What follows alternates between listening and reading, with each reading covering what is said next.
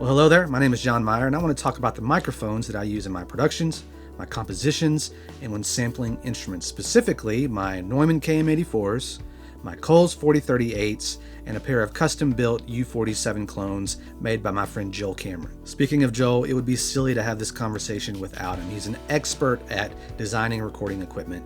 He has a company called Rascal Audio where he designs preamps. He's also designed a few kits for DIY RE, an EQ, and a compressor. Buying microphones can be tricky. It can be difficult to find good mics to audition, so we're often left listening to what people on the internet have to say. So I thought I'd join in that conversation with my friend Joel. I took my camera over to his garage/workshop/studio to have an in-depth, somewhat techy conversation about the microphones that dramatically impact the music that I make. Different location this week. I'm with my friend Joel Cameron.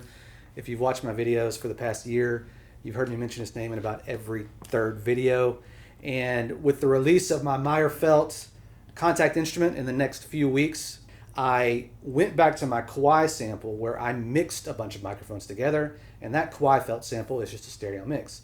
But one of the things I wanted to do was revisit and go back to the individual mic position. And when I revisited those mics, I realized that I use the same mics on pretty much everything. And I've developed a pretty decent microphone collection over the past 20 years, just buying a few things here and there. So I wanted to break down why I made these choices and how I typically use these microphones. And I thought the best thing to do would be to bring Joel along in the process because he probably told me to buy those particular microphones or built the mics, which you'll see in a minute. Before we get to the microphones, I want to tell you more about Joel. Where are we, Joel? Where are we? Actually, we're at my house. We're in my studio. I painted the wall. I forgot to I've got introduce lights. You. Yeah. No, that's fine. So what's the best way to introduce a person in a video? I have no idea. What would David Letterman have done in this situation? I have no idea. So we're in your studio. This is Joel Cameron. Tell us where we are. We're in harm's way.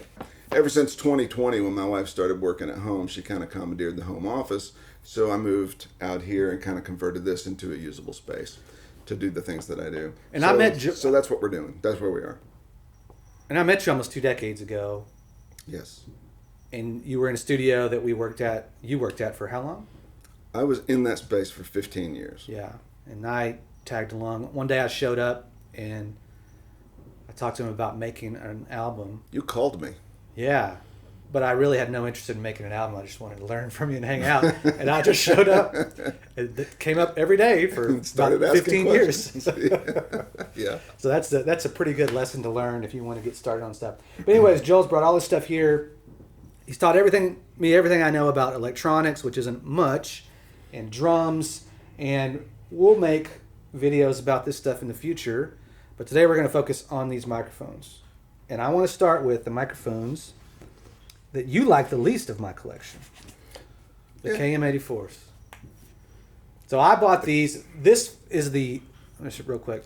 This black one, this is on a really cool XY clip that I bought from Wilkinson Audio. Yeah. And I highly recommend it. It helps. One clip goes on the stand, and this clip goes across, and you have 9 degrees. So I bought this KM84. It was probably the first thing I bought on eBay, early 2000s for about $500. And I've used it on everything. And you see it a lot around orchestral recordings and just people using it in their projects. But you tell me about why you don't really like it. Well, it's not that I don't like it.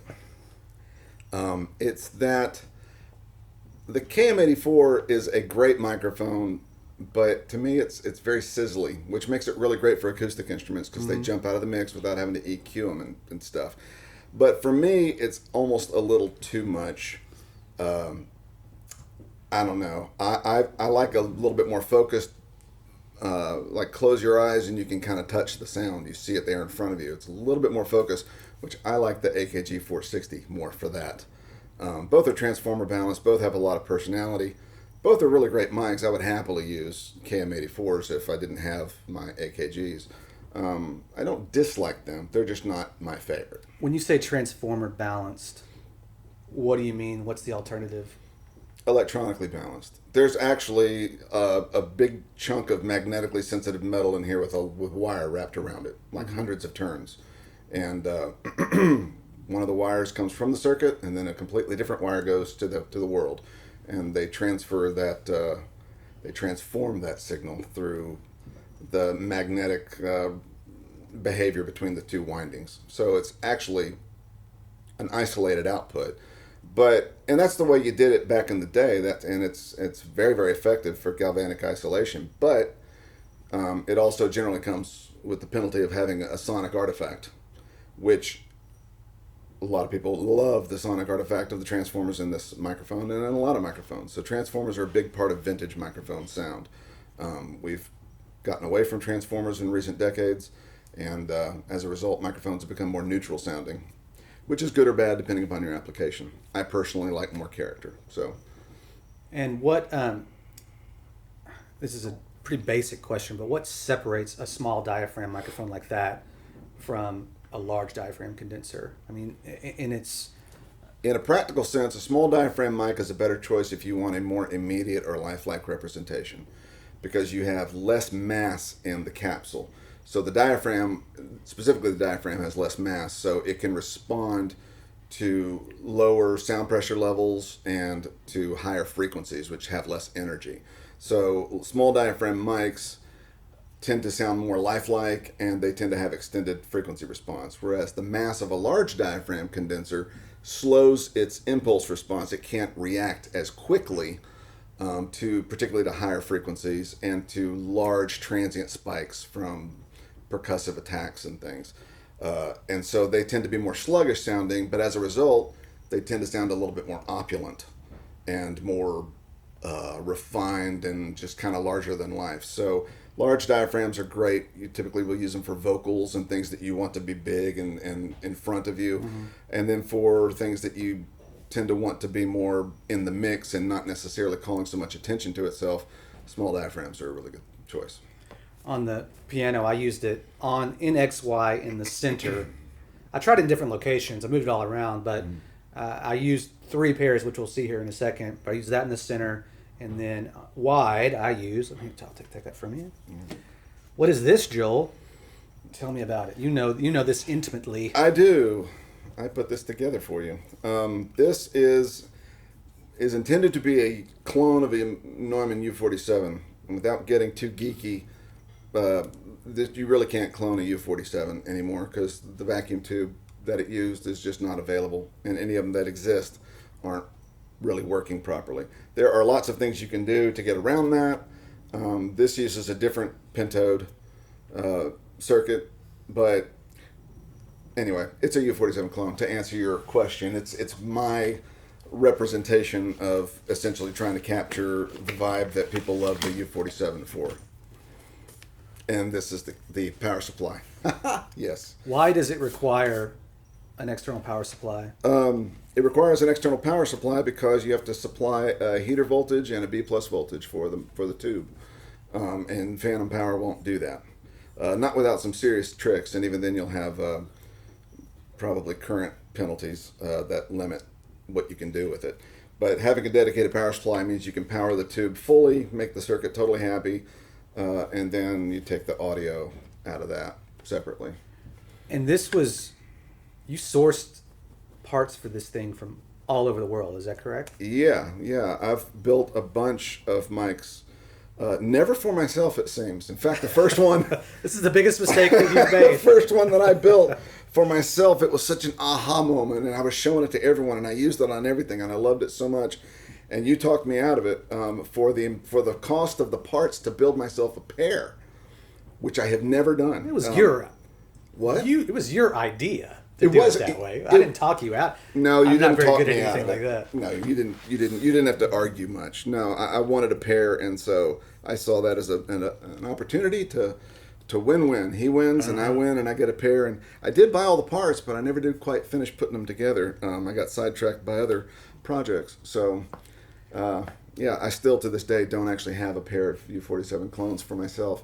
I do have. Actually, I've built the mics. The mics exist. Mm-hmm. The power supplies do not. I probably should just spend a couple of days finishing it, you would think. Well, but, you made that and you sold another one of those to our friend Bruce. yes. And Bruce came over to my house one day to do something. He's like, "Hey man, would you want to buy that?" I was like, "Yes." Yeah. And I didn't really have the money at the time, but I was like, "I'm never going to get this opportunity again." So I bought that, and then but they were different. They were slightly different. Yeah. And so you took one, and then basically you made a stereo pair as close as you could get, I guess. Right. Well, I actually I traded you a stereo pair Yes. for that mismatched pair. Those that had two different, similar circuits, different transformers, different bodies. They were the same shape, but two different manufacturers. They looked different, and they had different capsules as well. So in my mind, I'm thinking if you want a pair, you probably should get a pair where they're pretty much the same. And I knew that I could, and I was thinking I would use one of them, which I did for a little bit, but I wound up selling both of those to two different people. Anyway, as an aside, how much do stereo pairs matter? I remember when I was trying to buy microphones back in the day, and you'd get people talking about the serial numbers being next to each other, and how much does that, when you're looking to buy, like say your only option is to buy one mic now and one mic later, are you missing out by not buying a pair? Not so. Okay, my opinion on this is probably not orthodox, and I'll probably maybe irritate some manufacturers. But in my opinion, manufacturing techniques have changed dramatically in recent decades. Back in the 50s, 60s, 70s, if you bought something, a lot of it was really handmade. And so if you bought really close serial numbers, they were probably made around the same time with the same people, with the same parts, the same shipment of materials, and you're going to wind up with probably a product that's closer, better matched just by going off the serial numbers. Nowadays, everything's computer controlled. Everything is computer manufactured. Yeah. The consistency, there are people who love to poo-poo that. Oh, that's a horrible thing. Handmade is the way to go. Whatever. The one thing you can say about computer manufacturing is it's very easy to get a high consistency, a high tolerance. Yeah. And so anything that's a modern design, a modern product, if you buy one now and buy another one in a year and a half or two from a different retailer or whatever, you're probably going to wind up with something that's really, really close. Not related, but not totally to the question that you asked. I personally don't think that matched, because you can buy some microphones and pay an extra $50 or $100, or if it's an expensive manufacturer, a few $100, and get a matched pair that are actually frequency matched. I think that is pointless. I really do. Tell us how you really feel about it. Yeah, I know. Well, because if you ever go to an audiologist, which I have done, and you get a frequency response to your ears, you'll find out they're not matched. And microphones are made within a tolerance specification anyway. For Neumann, their large diaphragms, I know back in the day, used to be 2 dB of variance throughout the spectrum was an allowed tolerance. For AKG, they were a little looser. Theirs was 4 dB of variance. And so 4 dB can be pretty broad. But like I say, any modern microphone, if you get two of them, that slight little bit of variance is not going to do anything to ruin the image of your recording. And if anything, it might actually create a little bit more space and depth. Interesting. And I've gone so far as, and I'm not the only one, to using different mics totally for stereo sources, because I know that I want something to be maybe a little brighter on one side, a little mellower on another side, but I want it to be stereo, so I'll use two different mics to get that.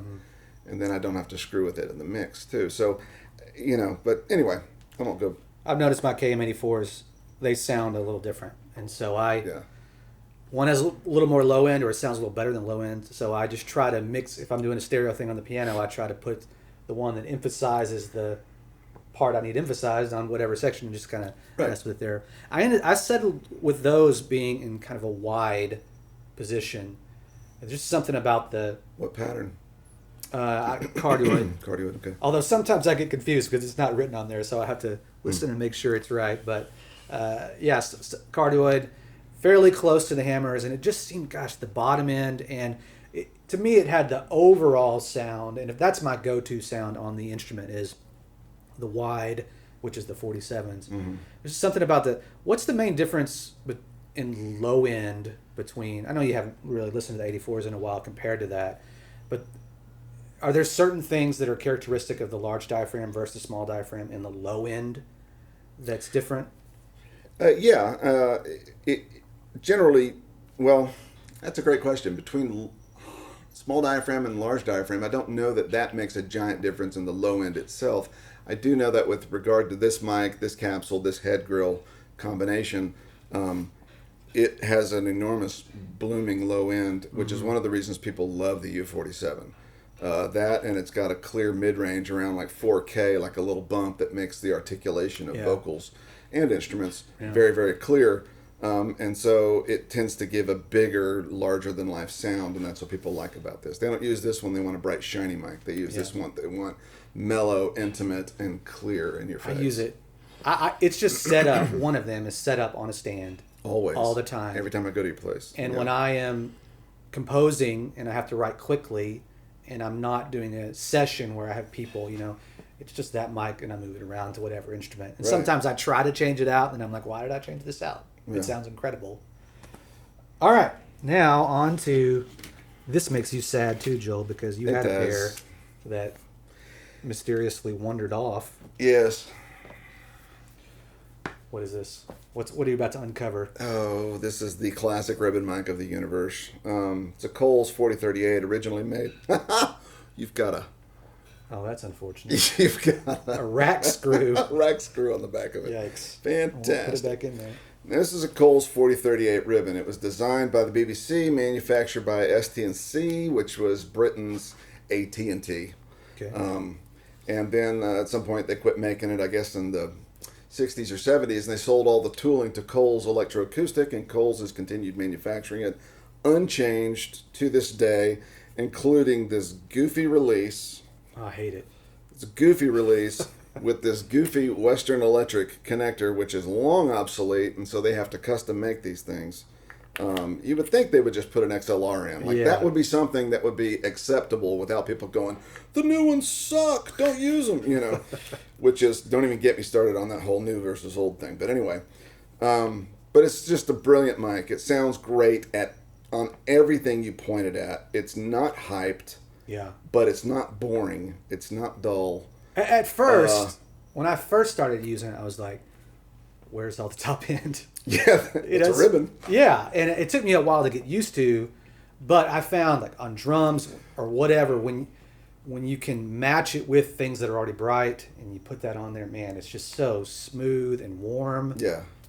Well, and what's interesting also is the ribbon, y'all can't see it, but the ribbon motor is actually in this little indented area on the top. This whole thing is a freaking 2-pound magnet. Yeah. And the ribbon motor is right up here. The ribbon itself is like an inch or less than an inch long. It's like a fraction of an inch. How long is that thing actually? Yeah, it's close to an inch, I guess. But it's only 0.6 microns thick, which is the thinnest ribbon that I know of.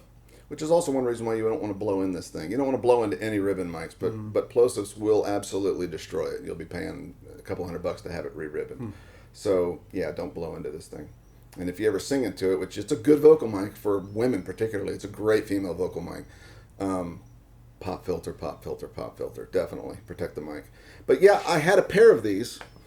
I had other brands that I spent a lot of money on, and they just never put a smile on my face. I finally sold them and just sucked it up and bought a pair of these because they were actually more expensive, and used them for years and years and years. And then I brought them home one day, and I don't know if I or my sons left my garage door open.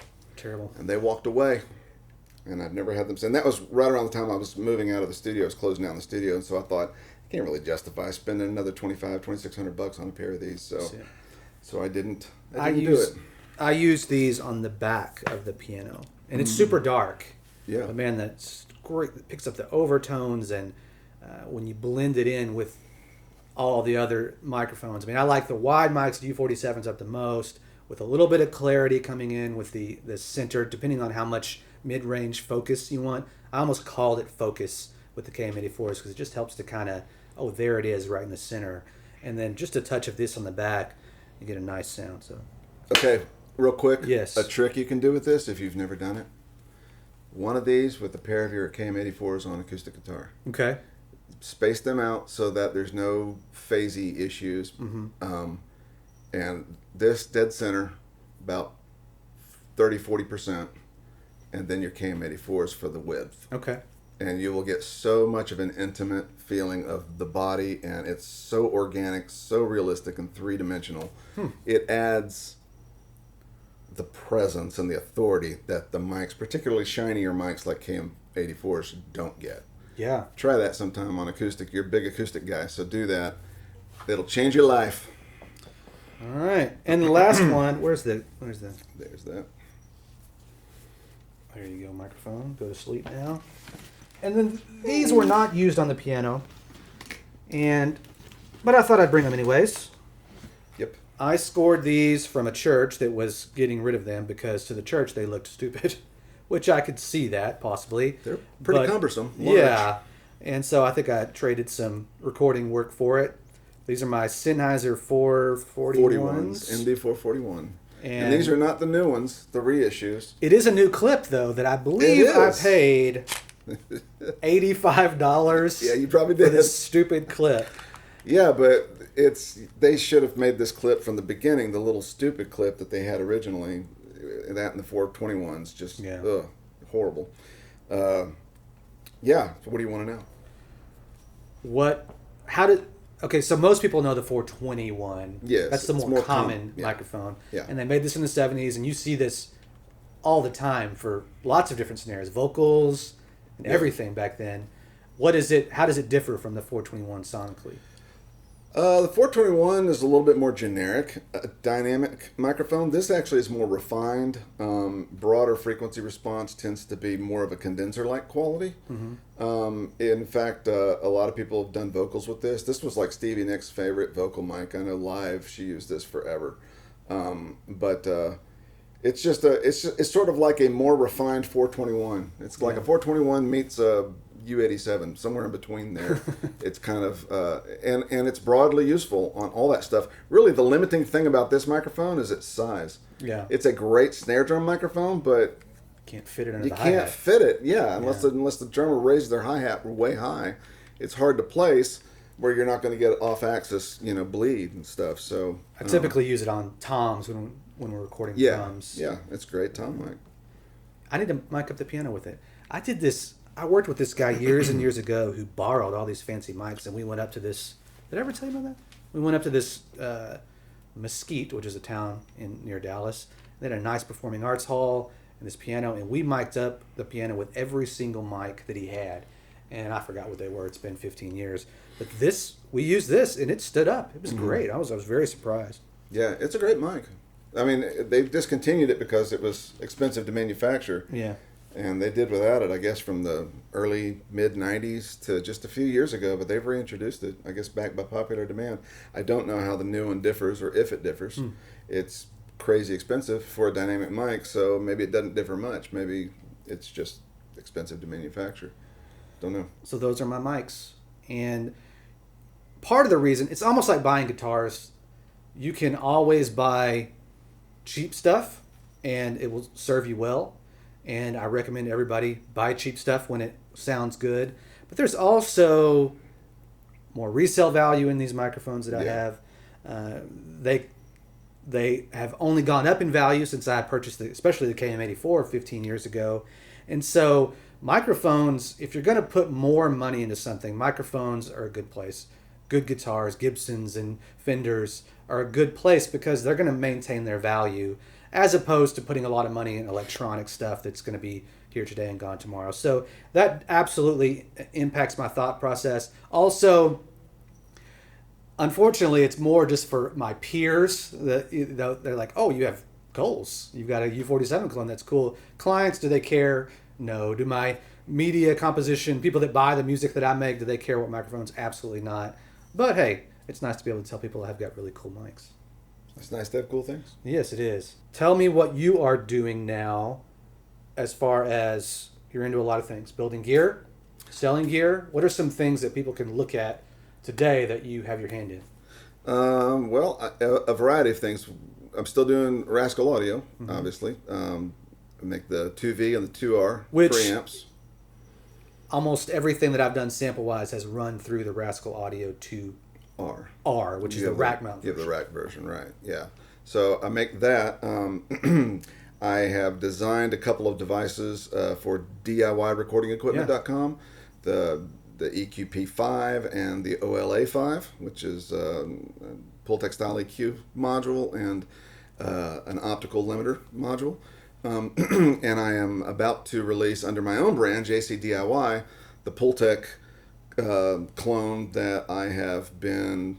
I can't say that I've been working on it for a couple of years. I worked on it for about 6 months, and then I put it on the shelf for a while I was doing other things, and I brought it back out, and that will be coming out in a few months, actually branded JCDIY. So, but it'll still be, I think I'm still going to be selling it probably through Peterson. And I'm designing other gear for other manufacturers that I can't actually talk about, but I'm doing that. Ooh. Yeah. I'm doing some things I can't talk about too. Right. Legal? Hopefully. Can't talk about it. Can't talk about it. That's right. And I've started doing YouTube videos. Yeah. Which I know nothing about. I've taught you about audio. You've got to teach me about video this is because fun. I don't know squat about roles video. have been reversed. Yeah. Now, years ago, I helped you make a video, and I want to point people to it, but I didn't have any kind of stabilization. It's so shaky. Yeah. It's hard for me to watch. But that was of you miking up some or tuning drums, Right. And you have one video that's got people don't like. Isn't that correct? Your kick drum video. Oh yeah, I did a terrible job of explaining what I was trying to do, but yeah, I've got on basic bass drum tuning. See, I called it basic bass drum tuning because I thought that meant it was basic. Mm-hmm. From which you've dealt with the tuning. Now we can deal with muffling and mic choice and all that kind of stuff later. But I guess people thought that it was supposed to be called how to record an awesome bass drum sound. So when Are you saying that people said mean things to you on the internet? Yes, they did. All right. I don't know what that's like. And my favorite is someone said, you should have called this video how to make a bass drum sound like a click track. Which is because, and I've got other videos, if you watch, you'll kind of see why. But a good sounding bass drum with nothing inside it often does have kind of a ping effect.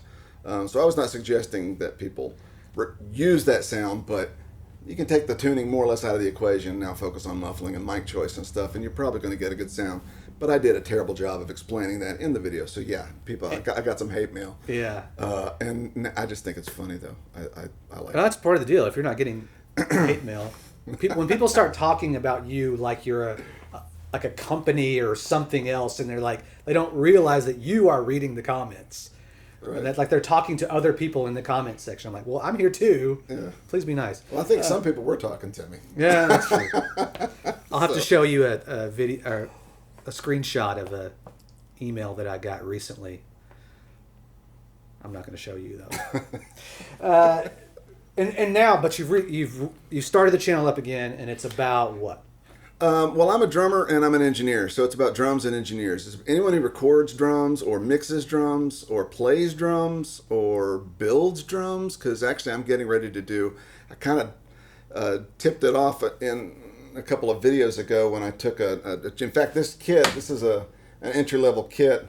I was halfway concerned about having this in the background of the video because I didn't want people to think that this was my normal kit. But no disrespect to Pacific at all. But this is an entry-level maple kit, and I'm actually going to be modifying it similar to the way I did a bass drum in a couple of videos because